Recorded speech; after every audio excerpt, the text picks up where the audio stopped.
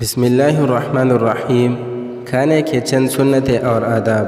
چند صحابہ رضی اللہ تعالیٰ عنہم نے عرض کیا، یا رسول اللہ صلی اللہ علیہ وسلم، ہم کھانا کھاتے ہیں مگر ہمارا پیٹ نہیں بھرتا۔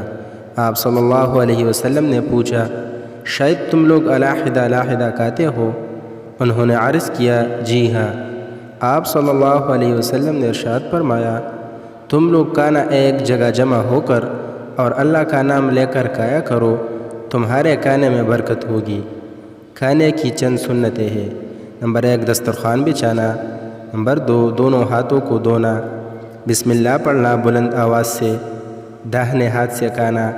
کھانا ایک قسم کا ہو تو اپنے سامنے سے کھانا۔ اگر کوئی لقمہ گر جائے تو اٹھا کر صاف کر کے کھا لینا۔ نمبر 7، کھانے میں کوئی عیب نہ نکالنا۔ جوتا اتار کر کھانا کھانا۔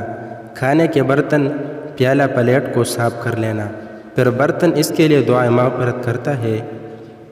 کھانے کے بعد انگلیوں کو چاٹنا۔ نمبر 11، کھانے کے بعد دعا پڑھنا، الحمدللہ الذی اطعمنا وسقانا وجعلنا من المسلمین۔ پہلے دسترخوان اٹھانا پھر خود اٹھنا، دونوں ہاتھ دھونا، کلی کرنا۔ اگر شروع میں بسم اللہ پڑھنا بھول جائے تو یوں پڑھے، بسم اللہ اولہ و آخرہ۔